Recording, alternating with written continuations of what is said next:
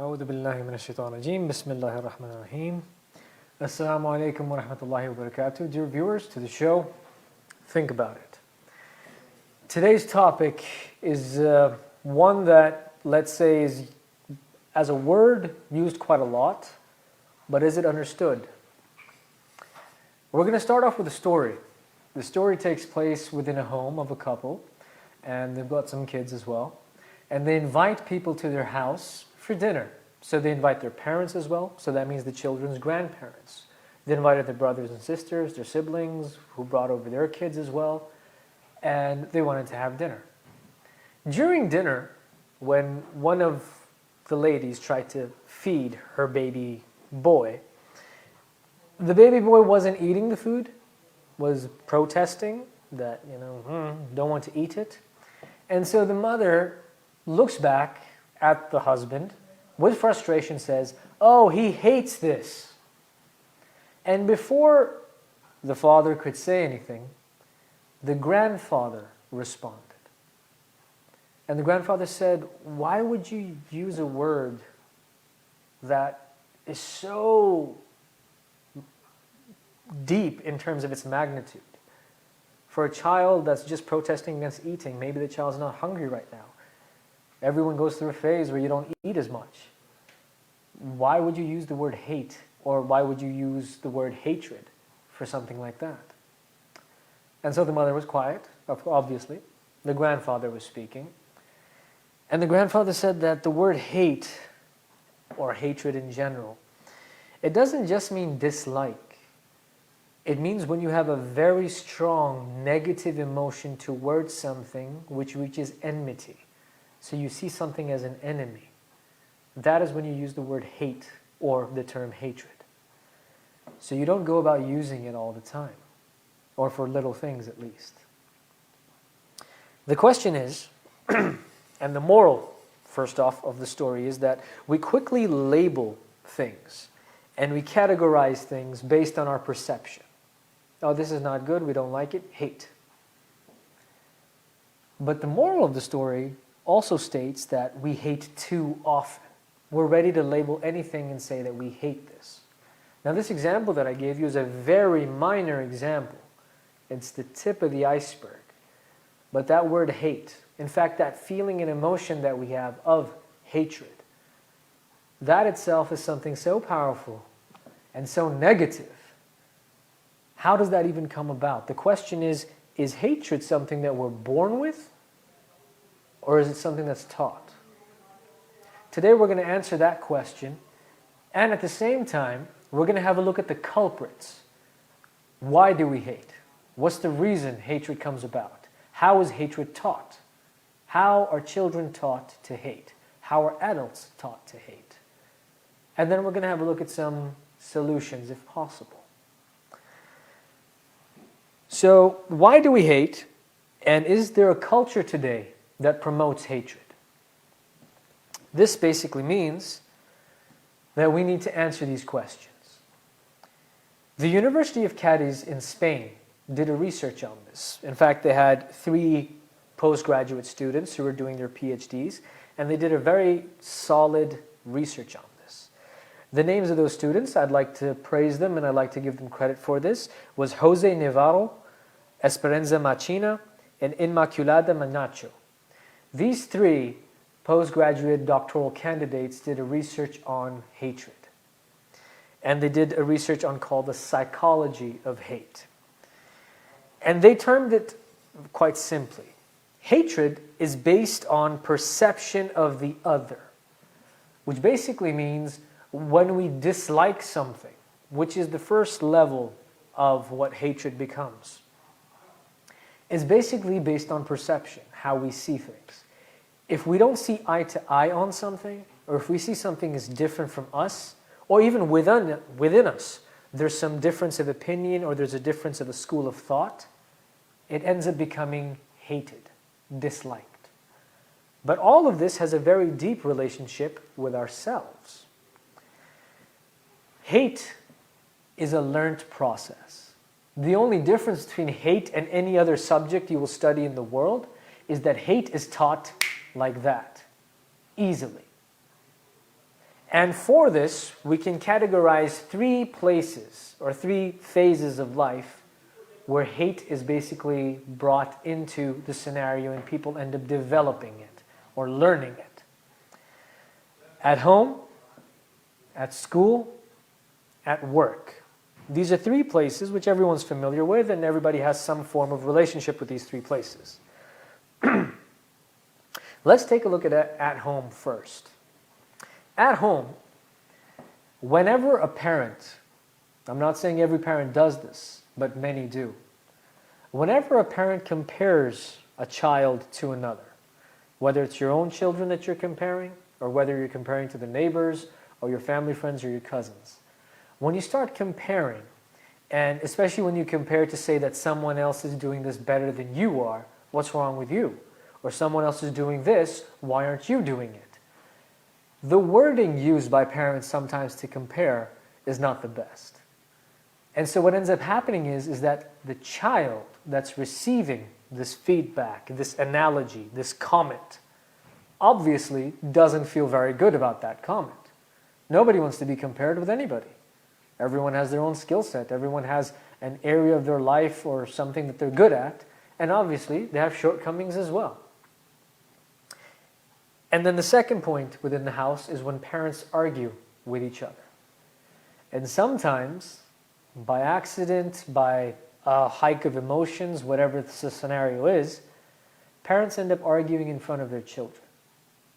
And when they argue in front of their children are affected by this. Maybe a child might take a side. Maybe a child might just say, "What are you guys doing?" But a child is visibly able to see, hear, and feel the environment and atmosphere around him or her when their parents argue. And that is where hate, again, is something that is taught. Guests that come over to your house sometimes, or when you go to a guest's house for a dinner party, a gathering, it could be for any auspicious occasion as well. You could go to somebody's house for an Eid gathering, whether it's Thanksgiving, whether it's Canada Day. It could be any reason. It could be a positive reason of why you've gone to somebody's house. Of course, you don't go to people's house for negative reasons. But what ends up happening is that sometimes those uncles, aunties, those adults, whether they be from your side of the family or whether they're just friends or whether they're relatives or whatever it is, whether it's your own parents, end up passing comments about children or even about adults. And what happens is that when those comments are passed at that moment, nothing happens. They laugh it off. Some people have quick and witty remarks and responses to get back to those people who've made this comment, which might not be derogatory, but people definitely feel that it's negative when you pass a comment on me about thin you are. "Oh, your kids are so thin. They don't eat? What are your kids doing nowadays?" Could be about clothes. It could be about anything. And what ends up happening is that when that dinner party ends and when people have returned to the confine and comfort of their own home, those comments are replayed. They're repeated in the house. And people say, "How could this person do this? Oh, she said this, she said that." And then people end up, let's just say, putting more flame to the situation. And hatred develops. This is something that is taught. There are even times when people tend to discuss issues rather than positive things. I want you to right now think about it. Every gathering you have been to, whether you're a child, whether you're an adult, when you've been sitting on a table or when you've been sitting around people within a gathering, how many times have people discussed positive things and how many times have people discussed negative things? When I say negative, I mean people talk about politics all the time. What negativity do they pull out of it? Do they end up cursing people? Do they end up making fun of people? Do they end up saying that, "Oh, this is bad"? Do they complain? Is that side of the argument more? Does that happen more? Or do people actually discuss positive things? As I've mentioned in previous shows as well, every single human being, especially when I talk about this, I mean adults. Young people as well, they have a lot of skill. Some kids are really good at technology. Some kids are really good at mathematics, and they have different subjects that they shine in. Some kids do part-time jobs as well. So they have skill, they've seen world, they're dealing with it day by day. My question is is that how many times is it that you sit in a gathering and you talk about your profession, you teach it to somebody, or you talk about the upsides of it, or you talk about how you could develop something further. Or even if you talk about politics, system, government, or healthcare, whatever subject you choose, how many times is it that people sit down and say, I believe this should happen, and they have a proposal, A, B, C, all the way to Z, that this is what should happen, we should try to implement it. And then furthermore, after these gatherings end, how many people actually take it on themselves practically to implement those changes or those proposals that they've made to make our society or world a better place? According to research, 89% of gatherings around the world, this is not one country, around the world, this globe that we live in, I don't know, 160 something countries, I think 170 now, people are recognizing more places. Around the world, whenever gatherings take place, 89% of the times, people talk about negative things. They complain, they argue, they curse, they even fight with each other because people have different ideologies or opinions. In fact, it's gone so much so that when someone has a different opinion than you, you're against that person. You open a room for an argument with that person. And all of these things, these comments that uncles and aunties might pass, the comparisons that parents might do, these arguments that might happen between parents and children are obviously in the audience, they're witnesses to what's happening. All of these are trigger points. These trigger points actually teach you hatred. But how did these trigger points come about? Before we get into that, the second place I mentioned was school. So if you have a child who's at home, who's being compared, who might see his parents argue or her parents argue, who might be a victim of comments by guests and people around, that person has a lot of frustration. When they go to school, obviously they take the frustration with them. And God forbid, if in their class or in their school, that entity, that person exists who their parents have compared them with, they take their battles to the field. They take their battles into the classroom. They take that phenomena known as hatred into the classroom. Now this is them bringing their share of whatever negativity they have around them into the classroom. But then let's also look at teachers. Not all teachers, but quite a few as well, end up making remarks about students when they don't follow the rules or misbehave. And they end up passing remarks which are very derogatory. They end up saying that, oh, if you do this, you're never going to amount to anything. Oh, I know you haven't been doing good. Now, these are all very minimalistic kind of negative remarks. You have people and stories that people share about schools from around the world, different teachers saying, oh, you're going to fail this class. Why are you even here? University professors and teachers threatening students as well. Obviously, students do that too, but it's a two-sided coin. So the point is that this entire environment is quite negative. When do people focus on the positive? It's true that there are many positive experiences out there too, and people do try to promote positivity, and those who do, a hat's off to you, keep it up. But that's not the case everywhere. And what we have to do is we have to find out how we could bring about positivity and end this trend of hatred. So that's the school, where frustrations are increasing instantly. The moment a child or your classmate has an issue or has a different opinion, you go to the forefront. And because children are a very pure version of a human being, they're learning things, their minds are like sponges, they're being affected by every little thing around them. So they're also quick to react. So if they have somebody they don't like in the class, or someone who's got a different opinion than they do, or someone who compares them, the moment somebody compares them, the trigger point of what happened at home, about their parents comparing them, or about some uncle, auntie comparing them, it hits them where it hurts. And then they end up having a confrontation. And when they have a confrontation with somebody, they might end up fighting as well. And fighting is something that might become common for that child.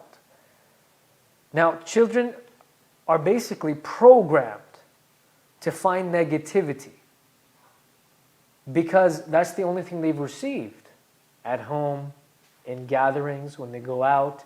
There might be positive areas as well when they're, with their friends, when their parents are in a good mood, when they're sitting down, when they're having dinner. There definitely might be silver linings there.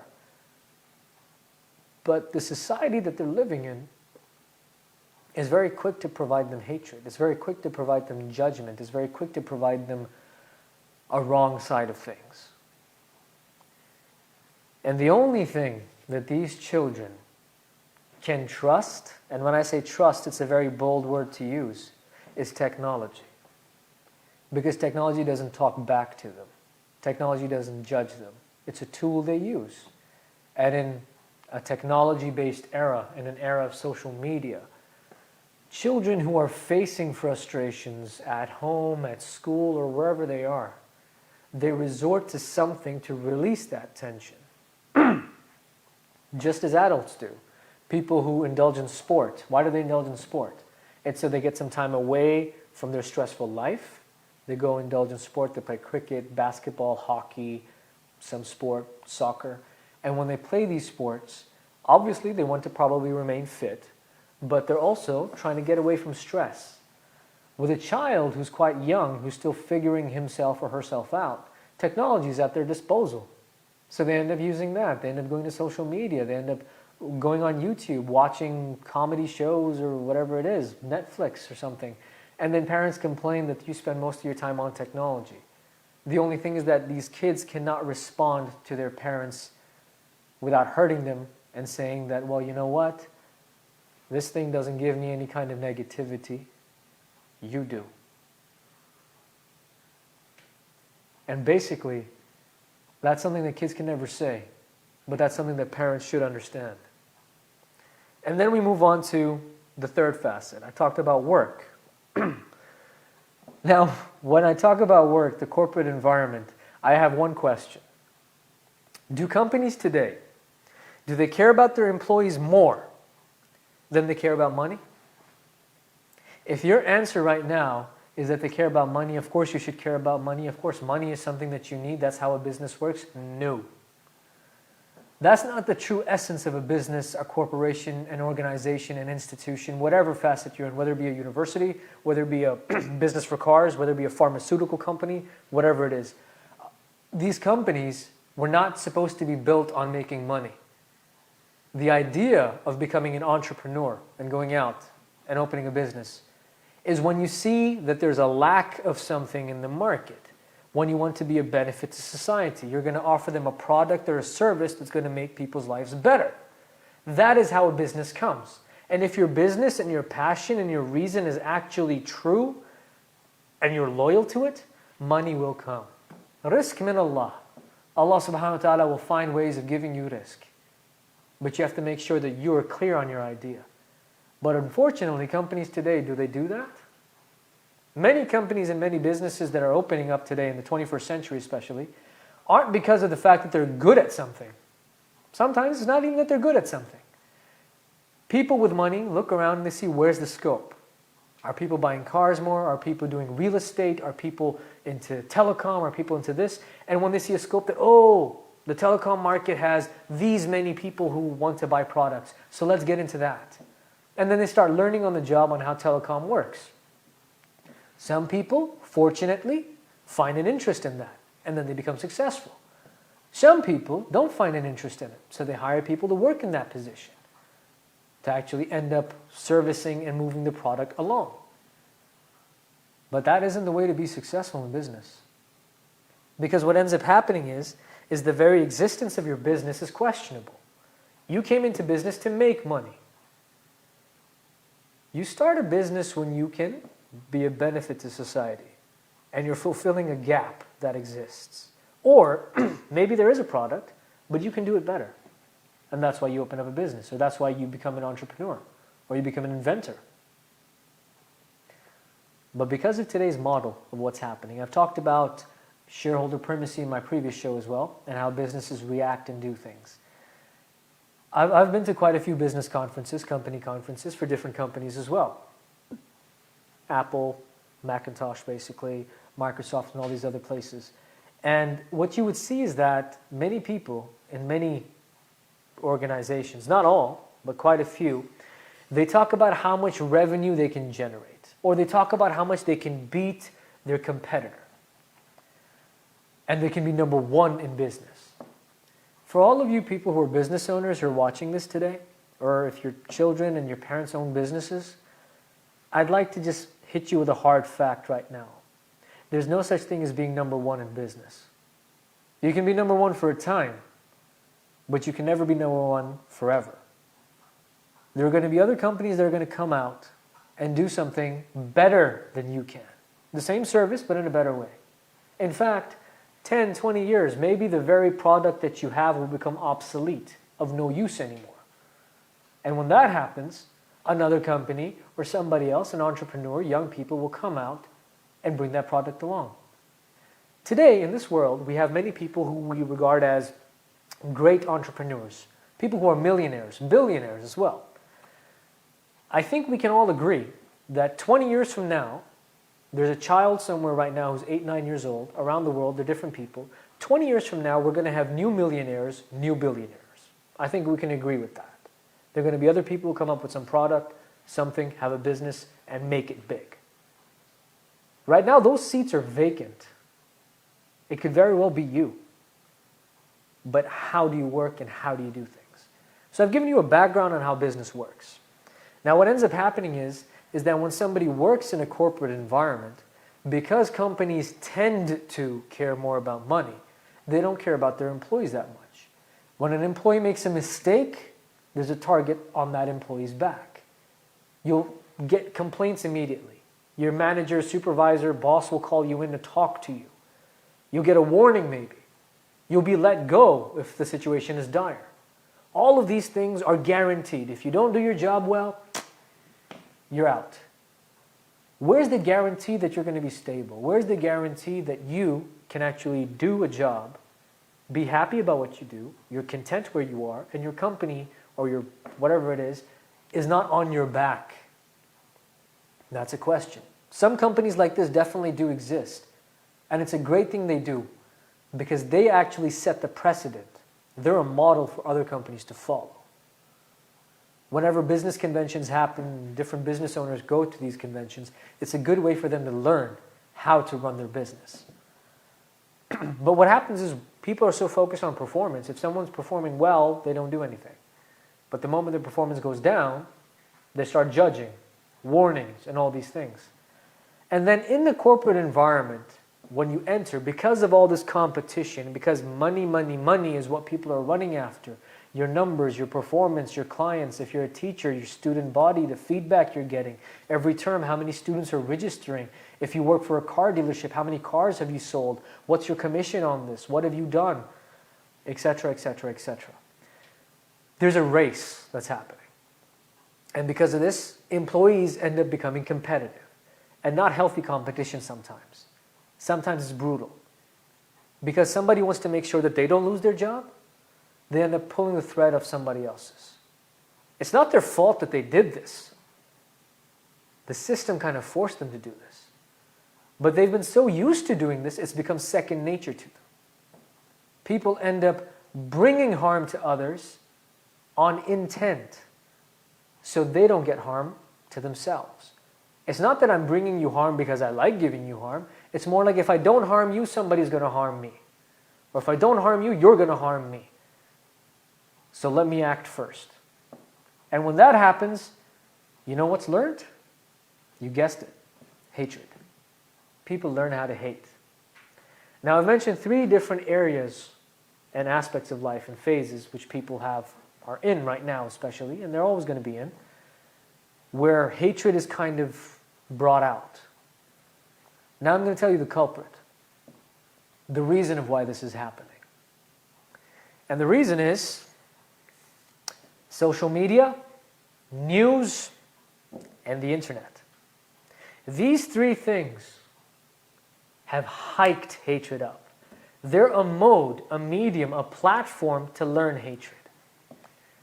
Every time you upload a video on YouTube or you watch YouTube, what do they usually say? Stay out of the comment section. Why? Because what does the comment section do? You've got arguments happening right down there. In fact, the same research done by the University of Cadiz in Spain shows that 79% of data and information available on the internet is negative. That means they show bad things. And how did this all start? So internet is still a new phenomenon, right? I mean, it started, what, 30, 40 years ago at best? I mean, at least high speed in the way it is. And the formulation of internet coming out with all these websites now, this is still new.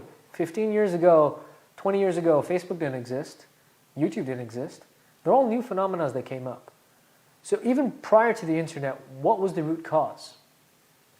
In the 1980s, there was a news channel. It's a very popular news channel, by the way. I'm not going to say its name, though. The news channel noticed that whenever they broadcasted negative information, whether it be about disasters, whether it be about conflicts taking place, whether it be about wars, or whether it be about gossip, scandals, and rumors, they had more viewership. And when they noticed this, they reformulated and they said that we need viewership so we could get paid. Obviously, they're thinking money, money, money. So what have they started to do? They started focusing on negative news. Even today, I want you to ask yourself this question. Every time you turn on the news, every time you turn on any news from any channel, how many times are positive items discussed on the news? And how many times are negative ones discussed? Where maybe some politician is discussed in his personal life or some celebrity in their personal life and the negative aspects of them are coming out. Today, all these different applications such as TikTok and Instagram and Snapchat, how many times do you see scandals and crazy things going on, rumors being spread out, negative things being caught? Even news channels, they tell people that if you see atrocities taking place, email us, call us, and we'll show it on TV. They never say, if you have somebody who's an intelligent person, who's got straight A's, who's got a scholarship to school, email us and let us know, we'd like to interview that person. That doesn't happen. Why doesn't it happen? It's because negative news catches more interest.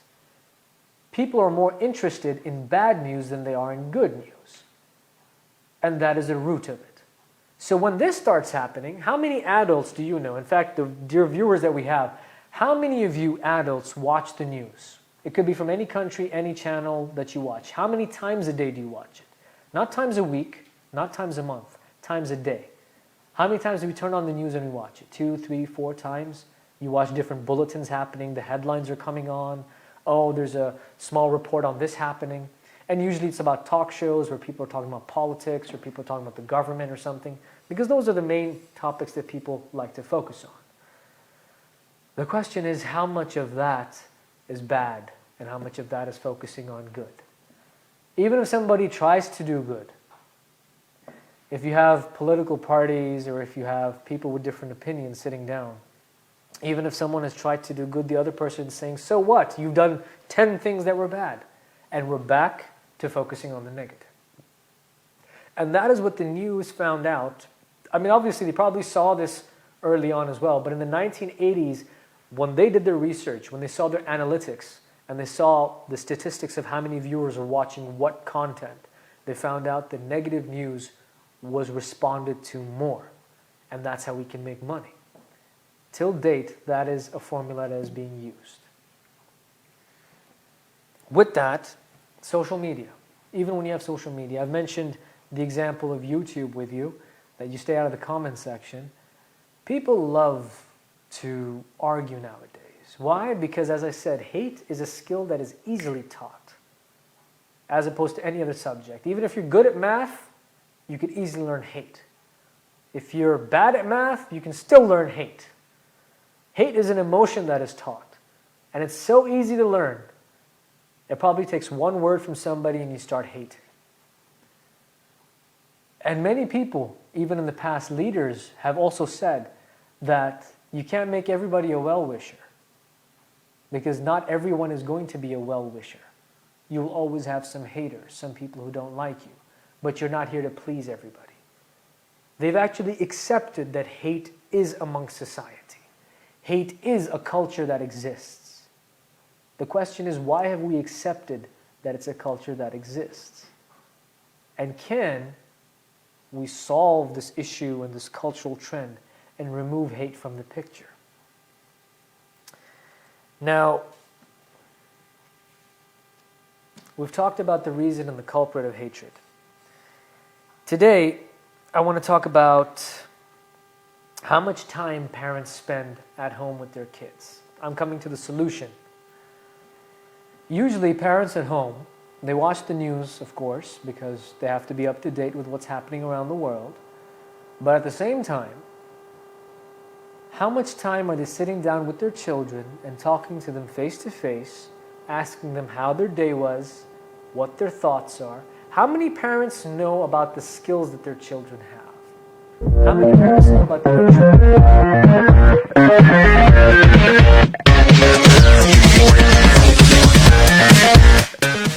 चार बजे देखिए आपका kitchen with Shahbaz गोरी।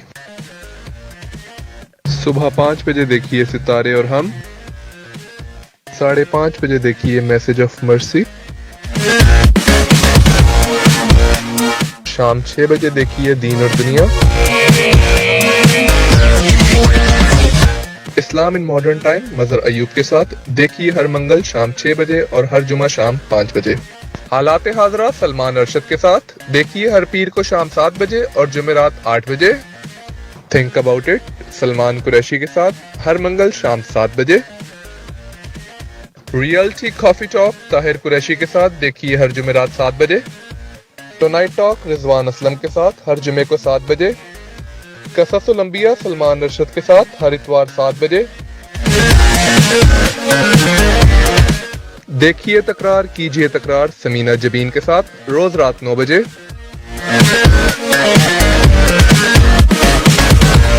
आप देख रहे हैं आवाज एंटरटेनमेंट, आवाज आपकी, चैनल हमारा, जुड़िए हमसे।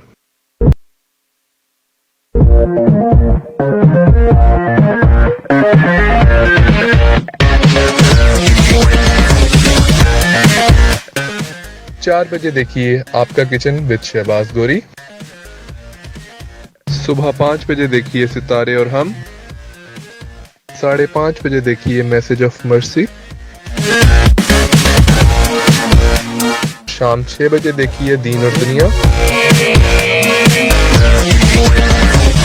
इस्लाम इन मॉडर्न टाइम मजर अयूब के साथ देखिए हर मंगल शाम 6। Assalamu alaikum and welcome back. We left off by looking at the culprit, which was media, news, and all these things.